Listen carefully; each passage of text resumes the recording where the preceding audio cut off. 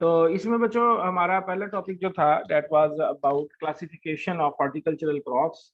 और इसमें horticultural crops और इसमें हमने लास्ट लेक्चर में वेजिटेबल क्लासिफिकेशन पढ़ी और हमने देखा कि किस तरीके से वेजिटेबल्स जो हैं उनको क्लासिफाई किया जा सकता है और उसके डिफरेंट हमने तरीके देखे वेजिटेबल क्लासिफिकेशन के। उसके बाद सर हॉर्टिकल्चर ये जो है, थ्योरी की लग हाँ थ्योरी का ही है, थ्योरी में ही अच्छा सॉरी, लास्ट लेक्चर। ठीक है। लेकिन कोई नहीं, अभी इसको आप चल लेने दें, सब थोड़ा इसको देख ले। आपके उसमें जो थ्योरी का है ना उसमें भी ऐसे ही है और प्रैक्टिकल में मैं एक बार देख लूँ जरा प्रैक्टिकल के अंदर क्या है आपके। लेट मी सी। तो सर ये तो लास्ट लेक्चर प्रैक्टिकल का आपने जो पोर्शन पढ़ाया नहीं था है। वो प्रैक्टिकल का था। बेटा दोनों में ही ना, पहले में है प्रैक्टिकल में तो है identification of important vegetables, nursery जी raising sir. Practices, layout of field sowing. अच्छा चलें इस तरह जी कर सर। लेते जी हैं, सर। ठीक है छोड़ दे। हम सर अब ये कंफर्म कर दें कि ये प्रैक्टिकल है या थ्योरी है जो आप हमें पढ़ा मैं रहे हैं। बेटा अभी आपको बताता हूँ। इसमें ये जी सर आपका ठीक। इस वक्त थ्योरी का लेक्चर चल रहा है कि प्रैक्टिकल का है? सर ये लेक्चर ये सर थ्योरी का थ्योरी है। का है। तो थ्योरी में वैसे आपके जो कोर्स है उसके अंदर दूसरा टॉपिक क्लासिफिकेशन ऑफ वेजिटेबल्स का था, वो हमने पढ़ लिया। जी सर। ठीक हो गया। उसी ठीक के है आगे फिर सर। जी उन्होंने, सर। यह थ्योरी का ही पोर्शन है जो मैं आपको बता रहा हूँ, थ्योरी का ही हिस्सा है, पहले ठीक भी सर। हम थ्योरी में ये पढ़ते रहते हैं। तो जी सर। क्लासिफिकेशन ऑफ वेजिटेबल मैंने आपको बता दिया है। वो आइडेंटिफिकेशन वाला भी बेसिकली वेजिटेबल क्लासिफिकेशन जब आपको पढ़ाई थी उसमें आपको आइडेंटिफिकेशन के बारे में भी थोड़ी बातें कुछ बता दी थी कि जनाब ये चीजें हम देखते हैं कि बल्ब क्रॉप कौन जी सी है। सर रोड्स क्रॉप हाँ लीफी रूट, ये सर वो क्लासिफिकेशन में आइडेंटिफिकेशन भी कवर हो जाएगी। जी जी जी वो इसके साथ लिंक हो जाती है। लेकिन जो जो थ्योरी का पोर्शन है उसमें ये एक बड़ा टॉपिक है, ये है कि क्लासिफिकेशन ऑफ हॉर्टिकल्चरल क्रॉप्स कौन कौन से हैं ये आपको बतानी है। उसमें मैं मोटे जी मोटे सर। जो ग्रुप्स बनते हैं वो मैं आपके सामने लिख रहा हूँ। एक है वेजिटेबल क्लासिफिकेशन, हमारे ये हॉर्टिकल्चर जो ब्रांच है इसमें एक तो वेजिटेबल्स पढ़ाई जाती है। दूसरा फ्रूट क्लासिफिकेशन है कि जो फ्रूट्स और फल वगैरह हैं उनकी भी क्लासिफिकेशन की जाती है। और इसके बाद फिर एक तीसरे कैटेगरी बनती है which is called ornamental plants, flowering and ornamental plants उनको बोलते हैं। खूबसूरती के लिए जितने भी पौधे या फल फूल वगैरह आप इस्तेमाल करते हैं वो ऑर्नामेंटल में आते हैं। तो हॉर्टिकल्चर बताते खुद जो है उसके अंदर तीन बड़ी बड़ी क्लासिफिकेशन है। पहली है वेजिटेबल क्लासिफिकेशन, दूसरी है फ्रूट क्लासिफिकेशन और तीसरी है ऑर्नामेंटल क्लासिफिकेशन। वेजिटेबल में मैं बड़ी डिटेल में लास्ट लेक्चर में आपको बता चुका हूँ classification on the basis of parts use. सबसे कॉमन क्लासिफिकेशन वो है कि पार्ट्स यूज की बेसिस पर क्लासिफाई किया जाता है कि फ्लावरिंग क्रॉप्स हैं, लीफ वेजिटेबल्स हैं, रूट क्रॉप्स हैं, बल्ब क्रॉप्स हैं वगैरह वगैरह। और उसके अलावा है on the basis off season, season के लिहाज से समर वेजिटेबल और विंटर वेजिटेबल वो हमने पढ़ी। इसी तरह हमने उसमें पढ़ा कि on the basis of their life cycle वो annual biennial and perennial crops हमने वो भी उसमें क्लासिफिकेशन में डिस्कस किया। वो लास्ट लेक्चर कंप्लीट हो गया था। फ्रूट क्लासिफिकेशन में, फ्रूट में आमतौर पे ऑल फ्रूट आर प्लांट, ये ट्रीज होते हैं, दरख्त होते हैं, ठीक है मोस्टली, सिवाय चंद एक के स्ट्रॉबेरी या इस तरह के कुछ फ्रूट्स हैं जो हर्ब में आ जाते हैं। मोस्टली ये ट्रीज हैं। तो ट्रीज जो होते हैं आपको पता है दरख्त जो है वो एक से ज्यादा साल जिंदा रहते हैं। तो ट्रीज में पेरिनियल प्लांट्स होते हैं सारे के सारे। तो इसमें फिर वो एनुअल बाइनियल और पेरिनियल वाला चक्कर इतना नहीं पढ़ाया जाता। इसमें ज्यादा होता है कि on the basis of area in which it is cultivated. इसमें वो समर और विंटर वाला चक्कर भी नहीं आप कर सकते। उसकी वजह यह है कि एक दरख्त एक इलाके में जब लगता है तो वो वहां पर 30 साल 40 साल 50 साल वहीं पर लगा रहेगा और बड़ा होता जाएगा। वो गर्मियां भी देखेगा, सर्दियां भी देखेगा, खजां भी देखेगा, बहार भी देखेगा। इसमें ज्यादा सुटेबल जो क्लासिफिकेशन बनती है that is on the basis of area where it is cultivated, या सुटेबल एरिया के लिहाज से उसकी क्लासिफिकेशन की जाती है। तो इसमें फ्रूट क्लासिफिकेशन में आप तीन तरह की क्लासिफिकेशन कर सकते हैं। आप इनको कह सकते हैं जी कि नंबर वन तो है, ये जरा मेरे साथ इधर लिख लें अपने कापियों के ऊपर। पहली है टेम्परेट फ्रूट क्रॉप्स, मैं बाद में इनको एक्सप्लेन करता हूं, अभी सिर्फ लिख रहा हूं टेम्परेट फ्रूट क्रॉप्स। दूसरे लिखें ट्रॉपिकल फ्रूट क्रॉप्स। और तीसरी कैटेगरी है सब tropical fruit crops.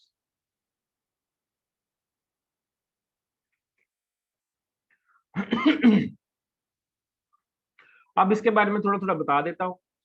Temperate fruit crops में ऐसे इलाके जहाँ पर बहुत ज्यादा सर्दी पड़ती है, बर्फबारी होती है, ठीक है।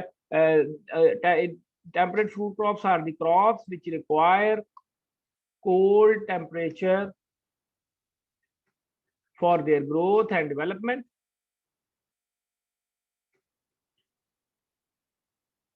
ठीक है। And usually these plants are deciduous in nature. जो ये पहाड़ी इलाकों में, ठंडे इलाकों, जरूरी नहीं सिर्फ पहाड़ी हो, ठीक है, कुछ भी हो सकता है, उसमें मैदानी इलाके भी हो सकते हैं, ऐसे इलाके जहाँ पर ठंडक ज्यादा पड़ती है तो वो हो सकते हैं उसमें। तो ये इसकी मैंने एक डेफिनेशन लिखी है, इसको मैं तीर के साथ इसके साथ जोड़ देता हूँ ताकि आपको नजर आ जाए। This one is the definition of temperate fruit crops. These are the plants which require cold temperature for their normal growth and development. इनको ठंडा टेम्परेचर चाहिए होता है, गर्मी इतनी ये पसंद नहीं करते पौधे। And usually these plants are deciduous in nature, और ये आमतौर पे ऐसे पौधे होते हैं डिसीडुअस के, पता है सब बच्चों को डिसीडुअस किसे कहते हैं? काइंडली मुझे जरा माइक्रोफोन ऑन करके बता देगा किसी बच्चे को पता है? सर पढ़ा है लेकिन ना जहन से निकल गया है, आप दोबारा बता दें। मैं रिपीट कर देता हूँ। डिसीडुअस का मतलब है those plants which will shade there leaves in winter, ठीक है। डिसीडुअस का मतलब है दोज प्लांट्स, मैं सिर्फ चंद एक काम की बातें लिख रहा हूँ, shade there leaves in winter, जो अपने पत्ते, शेड लीव्स, LEAVES लीव्स, ठीक है, शेड लीव्स इन विंटर। सर्दी में जब बर्फबारी वगैरह पड़ेगी तो वो अपने पत्ते झाड़ देगा। तो ये आमतौर पे इसके अंदर बेस्ट एग्जांपल आपके जो पौधे आते हैं उसकी आप एग्जांपल में लिख सकते हैं एप्पल, सेब, ठीक है ना। सेब इसकी बड़ी अच्छी एग्जांपल है। सेब हमारे इलाकों में, मैदानी इलाकों में पैदा नहीं होता, ये पहाड़ों के दामन में जो दरख्त हैं वहां पर पैदा होता है। एप्पल है, पियर है, प्लम है, ये सारे के सारे, apricot, all of these crops. इसके अलावा ये जो आप ड्राई फ्रूट जितने भी खाते हैं, ठीक है ना, वो सारे के सारे डेसिडुअस ट्रॉपिक टेम्परेट प्लांट्स में आ जाते हैं। क्लियर हो गया?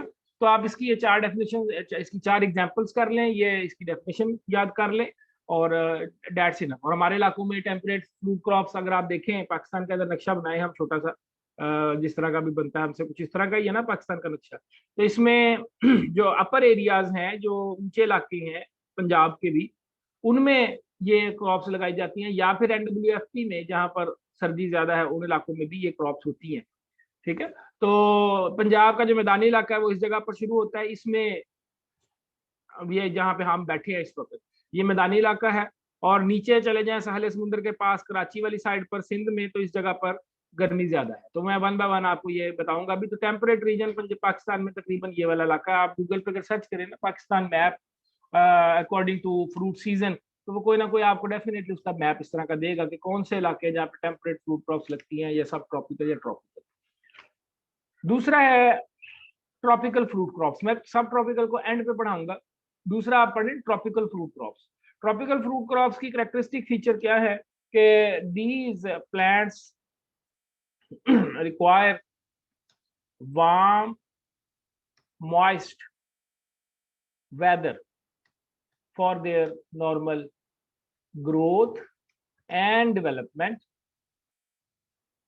They are very sensitive to frost, ठीक है, they're very sensitive to frost. These plants are evergreen. अब ये एवरग्रीन भी आ गया इसमें। मैंने ये चंद एक कैरेक्टरिस्टिक फीचर्स लिखे हैं ट्रॉपिकल फ्रूट क्रॉप्स के एक तो सबसे अहम बात जो मैंने इसमें बताई वो क्या है कि दीज प्लांट्स रिक्वायर वार्म, इनको गर्म टेम्परेचर चाहिए, और दूसरा मॉइस्ट, नमी वाला। तो नमी और गर्मी कहाँ पर होगी? साहिल समुद्र के पास जाके होगी, या जिस जगह पर कोई वाटर बॉडीज हो उस जगह पर होगी। तो गर्मियों के मौसम में वहां पर नमी बढ़ जाती है। तो उन एरियाज में वार्म एंड मॉइस्ट, ये जब भी ट्रॉपिकल का वर्ड आपके जहन में आए या कोई भी आपको ट्रॉपिकल का बात बताए, तो ये 2 लफ्ज आपके जहन में फौरन आ जाने चाहिए कि वो जगह वार्म भी होगी, वो जगह मॉइस्ट भी होगी, वो हल्की सी नमी वाली भी होगी, उसमें नमी की तनासुब ज्यादा होगा हवा में, and it should be warm. और ये इन पौधों को चाहिए for the normal growth and development. अगर ये इनको ना मिले तो ये प्रॉपर ग्रोथ नहीं कर पाते, इनके फ्रूट की शेप नहीं प्रॉपर बन पाती, या जनाब वो ड्राई हो जाते हैं। और दूसरे नंबर पे मैंने साथ एक लिखी है कि ये गर्मी को इतना पसंद करते हैं कि they are very sensitive to frost. ये जो रात को कोहरा वगैरह पड़ता है, सर थोड़ा सा मौसम अगर ठंडा हो तो रात ज्यादा ठंडी हो तो हमारे इलाकों में आप देखते हैं रात को कोहरा पड़ जाता है, उसको कहते हैं कोहरा, कहते हैं ना, सबको पता है उसका कोहरे का, बच्चों को जी पता सर है? पता है। हाँ चलो शुक्र है। तो रात के वक्त जो ये कोहरा वगैरह पड़ता है ये हमारे इलाकों में तो पड़ जाता है, तो सिंध के इलाकों में इलाके ऐसे हैं जहाँ पर नमी ज्यादा होती है, वहां पर फिर फ्रॉस्ट नहीं पड़ती। तो ये प्लांट्स इतने सेंसिटिव होते हैं कि अगर कोहरा पड़े तो ये पौधे साथ ही मर जाते हैं या इनको डैमेज हो जाता है। एंड मैंने आखिरी बात लिखी है कि दीज प्लांट्स आर एवरग्रीन, इनके पत्ते नहीं झड़ते, ये हमेशा इनके पत्ते इसके ऊपर रहते हैं। इसकी बेस्ट एग्जाम्पल इसमें बनाना की सबसे बेस्ट एग्जाम्पल है, बनाना सबसे अच्छी एग्जाम्पल है। कोकोनट आप अक्सर देखते हैं साले समुद्र के साथ वो कोकोनट के ट्रीज वगैरह होते हैं, तो कोकोनट भी इसमें डाला जा सकता है, ठीक है ना। तो ये 2-3 एग्जाम्पल इसमें डाल दें काफी। अब आखिरी बात, अब यहाँ पर देखें, बल्कि मैं सॉरी एक चीज यहाँ पे लिखना भूल गया, इसमें भी लिख दूं, ये टेम्परेट में सिर्फ कोल्ड लिखना काफी नहीं है, इसके टेम्परेट का लफ्ज जब भी आपके जहन में आए तो आपके जहन में 2 बातें आनी चाहिए। वो क्या है? नंबर 1 ड्राई, खुश्क, ठीक है, DRY ड्राई, और दूसरा आपके पास आना चाहिए कूल, ठंडा भी होगा मौसम और खुश्क भी होगा। तो ये देखें दोनों एक दूसरे का ऑपोजिट हो जाते हैं, टेम्परेट और ट्रॉपिकल एक दूसरे का उलट है। एक तरफ नमी चाहिए और गर्मी चाहिए, दूसरी तरफ ठंडक चाहिए और खुश्की चाहिए। तो वो खुश्की जो है वो पहाड़ों के दामन में और पहाड़ों के ऊपर मरी वाली साइड पर, एप्पल के मरी के अंदर बड़े दरख्त हैं, तो वो क्या है कि उस जगह पर ड्राइनेस ज्यादा है, इन्वायरमेंट में ठंडक है, जिसकी वजह से वो कह लें कि पौधा वहां पर चल पड़ता है। ठीक हो गया। अब आखिरी है सब ट्रॉपिकल। सब tropical is actually an intermediate category between these two. इसमें तो हमने पढ़ लिया कि ये तो बिल्कुल 180 डिग्री पर फॉल करते हैं ना, एक तरफ तो ठंडक और खुश्की चाहिए, दूसरी तरफ गर्मी और नमी चाहिए। सब tropical is an intermediate category.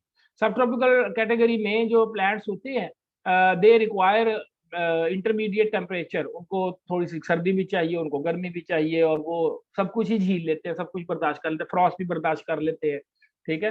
तो मैं इसके बारे में अगर कुछ यहाँ पे लिखना चाहूँ कि this is an intermediate category, एक तो ये आपको सिर्फ इसलिए कि आपको याद रहे इंटरमीडिएट कैटेगरी।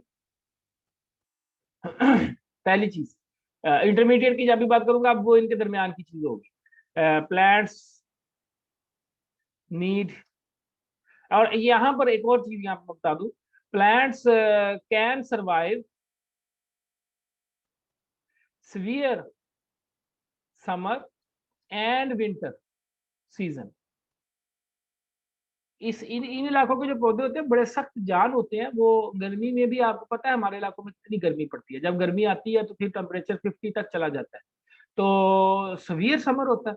और विंटर में भी जब सर्दी पड़ती है, आपको पता है कि कुछ विंटर मंथ्स ऐसे आते हैं जिसमें टेम्परेचर ऑलमोस्ट 0 को टच कर जाता है, उसमें भी पौधे खड़े रहते हैं। तो आमतौर पे ये सब ट्रॉपिकल फ्रूट क्रॉप्स जो है they can survive severe, severe का मतलब होता है शदीद, सवियर विंटर एंड समर, ये दोनों सीजन को बर्दाश्त कर सकते हैं। विंटर को मैंने विंटर कर दिया, विंटर सीजन। और ये they can also survive Frost, but, लेकिन यहाँ पे बट का एक वर्ड लगा रहा हूं, but they can not bear या दे कैन नॉट टॉलरेट, जो कह लें, स्नोफॉल। ये बर्फबारी को बर्दाश्त नहीं करते, लेकिन ये है कि फ्रॉस्ट कोहरे को बर्दाश्त कर जाते। ठीक हो गया। तो यहाँ पर जो थे ये टेम्परेट में, ये थोड़ा सा यहाँ पे मैस क्रिएट हो गया, मैं इसको यहाँ से उठा के ना किसी और जगह पर रखता हूँ जहां पर आपको ये नजर आए। ठहर जरा मैं इसको पहले रेस कर लूँ चीजों को, इस जगह से ये जगह ठीक है, और उसके बाद फिर यहाँ पर इसको, सॉरी, तो इसको फिर यहाँ पर रख देते हैं।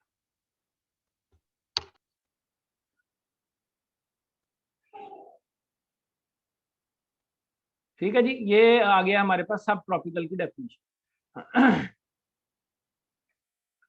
अब सब ट्रॉपिकल का इलाका हमारा अपना इलाका है, जो पंजाब का मैदानी इलाका है, ये सारे का सारा सब ट्रॉपिकल में आता है। तो इसकी एग्जांपल अगर मैं दूं तो इसमें आपकी सबसे बेस्ट एग्जांपल कौन सी है? किन्नू।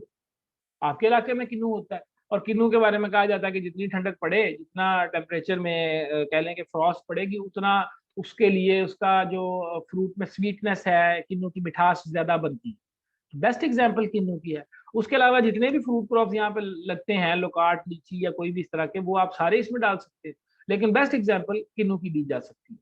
किन्नू की दे दें इसमें आप। कोई और बताएं जी, कोई एग्जाम्पल आप खुद से, मैं देखूं आप क्या कहते हैं। सर स्ट्रॉबेरी, इसमें गावा। गावा बिल्कुल सही है, बहुत अच्छी एग्जाम्पल है। यस, और इसके अलावा कोई बचा? सिट्रस सारे आ जाएंगे, किन्नू मैंने जस्ट लिख दिया, सिट्रस लिखें इसको ज्यादा बेहतर है। सिट्रस में किन्नू भी है, फ्रूटर भी है, माल्टा, मौसम्बी, चकोतरा, सारे इसमें आ जाते हैं। मैंगो ग्रेप फ्रूट, हाँ जी, मैंगो, यस। अच्छा, मैंगो जो है, मैंगो के ऊपर थोड़ी सी बहस हो जाती है। Mango is a intermediate category. Mango सब ट्रॉपिकल में भी हो जाता है, मैंगो ट्रॉपिकल में भी हो जाता है, आम सिंध में भी लगता है। आम सिंध में बड़ा अच्छा, बल्कि इंडिया के अंदर जो इलाके, इंडिया के अगर मैप्स के साथ मैं ड्रा करूं तो वो इंडिया की एक चोंच बाहर को नीचे को ऐसे निकलती है, अगर आपने देखा हो मैप को भी। तो मतलब पाकिस्तान का मैप ऐसे है, ये पाकिस्तान है, तो इंडिया जो है ना, इंडिया की एक नोक सी नीचे जमीन नीचे को निकलती है समुद्र के अंदर। तो इंडिया जो है वो जो खत इस्तिवा चल रहा है दुनिया का, उस इक्वेटर जो उसको कहते हैं, क्या उसको, इक्वेटर लाइन, तो उसके ऊपर वो फॉल करता है ऑलमोस्ट। उस इलाके में जो मैंगो लगता है ना, वो बड़ा उसका टेस्ट बनता है और बड़ा आइडियल लगता है। हमारे इलाकों में भी जो लोअर एरियाज में मैंगो के ऑर्चर्ड्स है, या मुल्तान वाली साइड तक वो मैंगो के ऑर्चर्ड्स हैं, वहाँ पे मैंगो बहुत अच्छा होता है। तो ये इसके बारे में थोड़ा सा हम कह सकते हैं, इसको इसमें भी डाल सकते हैं, इसमें भी डाल सकते हैं, वैसे सब ट्रॉपिकल में डालने ज्यादा बेहतर। अच्छा, ठीक है जी, ये हमारे पास अब ये 3 कैटेगरीज होगी। आपने टेम्परेट देख लिया, आपने सब ट्रॉपिकल देख लिया, आपने ट्रॉपिकल देख ली। यहाँ तक कोई सवाल किसी किस्म का? और यहाँ पर मैं एक चीज और ऐड करवाऊंगा टेम्परेट में। मैंने अब आपको बेस तो समझ लग गई है temperate. Now we will add a little bit detail about temperate fruit. Let me delete these lines for you, अगर मैं इसको कर सकूं तो इधर हम डाल देंगे। ये जो टेम्परेट फ्रूट्स होते हैं ना, यहाँ पे इसके अंदर ही आप एक ये भी लाइन लिखें कि they require chilling temperature. Chilling temperature, और चिलिंग टेम्परेचर को ब्रैकेट में लिखें 0 to 4 डिग्री सेल्सियस। ये इनकी डिमांड है कि हमें इतना ठंडा टेम्परेचर चाहिए है फॉर सेवरल वीक्स, काफी हफ्तों के लिए। उसके बगैर इनकी फ्लावरिंग नहीं होती, फॉर देयर फ्लावरिंग। तो इस यही वजह है कि अगर आप कोई एप्पल का ट्री अपने घर में लगाना चाहें, या कोई आप कोई और कह लें कि एप्रिकॉट का या प्लम का कोई ट्री या बादाम का दरख्त आप अपने घर में लगाना चाहें, तो वो फ्लावरिंग नहीं करेगा यहाँ पे, इस इलाके में वो माइट भी वो चीज बना ही ना सके। ठीक है ना? तो ये इसके अंदर एक इसकी रिक्वायरमेंट है कि दे रिक्वायर चिलिंग टेम्परेचर। और चिलिंग टेम्परेचर कहते हैं, वो अक्सर आप कहते हैं ना, वो बोतल के ऊपर लिखा होता है कि बेस्ट टू सर्व चिल्ड या चिल्ड बॉटल्स अवेलेबल। तो चिल्ड का क्या मतलब होता है कि ठंडी यख बोतलें दस्तियाब है। तो चिलिंग टेम्परेचर यख टेम्परेचर, और ये होता है आमतौर पर 0 to 4 degree Celsius for several weeks for their farm. ये आपने इसके अंदर डालनी है। एक और आखिरी बात, तो ये हमारे पास ये फ्रूट क्लासिफिकेशन कंप्लीट होगी। हमने कुछ मोटे मोटे फ्रूट क्रॉप्स भी देख लिए इसमें जो आ सकते हैं। अगर कोई रह गया है तो आप उसका जिक्र कर लें, वो भी हम इसमें डाल लेंगे। बहरहाल मेरे ख्याल में काफी सारे क्लियर हो गए। तो यहाँ तक अगर कोई सवाल है पूछें। जी कोई नहीं है, तो चलें ठीक है, आज हम इसको यहीं तक रखते हैं। और अगली कैटेगरी जो है उसका मैं सिर्फ आपको चंद एक नाम लिख पाता हूँ। नेक्स्ट क्लास में इंशाल्लाह फिर हम वो डिस्कस करेंगे। मैं ये सॉरी, मैं पहले आपसे पूछा तो है जी, इसका स्क्रीनशॉट लेना तो ले लें, काइंडली मैं एक मिनट आपको ये लिखवा दूँ। कंट्रोल सर ले ये लिए लें, स्क्रीनशॉट। अब ले लें, किसी बच्चे ने अगर नहीं लिया तो ले लें काइंडली। ठीक है जी। और ये आज जो है, ये सॉरी मैं डेट भी डाल दूँ उसके ऊपर, ये है 6 मई 2021, ताकि वो फिर मिक्स ना हो, आपको पता होगा किस दिन कौन सी चीज हमने पढ़ाई है। ये 6 मई को हमने लेक्चर दिया है, और फ्रूट क्लासिफिकेशन का। ओके जी, मैं अब रेज करने लगा हूँ। Last one is our ornamental plant classification. उसके बारे में मैंने चंद एक बातें लिखनी है, वो मैं जरा लिखूँ, फिर उसके बाद हम इसको खत्म करते हैं। इसको खत्म कर लें, ये सारा कुछ यहाँ से खत्म कर देते हैं हम। और ऑर्नामेंटल में हमारे पास 2-3 चीजें हैं जो हम 2-3 तरीकों से क्लासिफिकेशन कर सकते हैं। और ऑर्नामेंटल प्लांट्स में मैं आपको 2 तरह की क्लासिफिकेशन पढ़ाऊंगा इंशाल्लाह। एक तो है कि classification based on their use. Ornamental plants में यूज कैसे उनको करते हैं, नंबर 1। नंबर 2 है classification based on their nature, उनकी नेचर के ऊपर। कोई दरख्त है, कोई पौधा है, कोई फूल है, कोई कली है, कोई घास है, तो वो डिफरेंट क्लासिफिकेशन हैं डिफरेंट प्लांट्स की उनकी नेचर की बेसिस पर, ठीक है ना। झाड़ी की और उसमें शराबहार ट्रीज और इस तरह की मोटी मोटी क्लासिफिकेशन उसको पढ़ा सकते हैं आपको। तो ये इस तरह की दो बड़ी बड़ी कैटेगरीज बन जाएंगी, ठीक है। और ये इससे आगे इंशाल्लाह हम नेक्स्ट क्लास में लेक्चर को चलाएंगे। यहाँ तक अगर कोई सवाल है पूछ लें, बाकी मैं अटेंडेंस आपकी मार्क कर लूँ जरा। जी मीनवाइल अगर आप देख लें लेक्चर को, अगर कुछ पूछना चाहते हैं पूछ।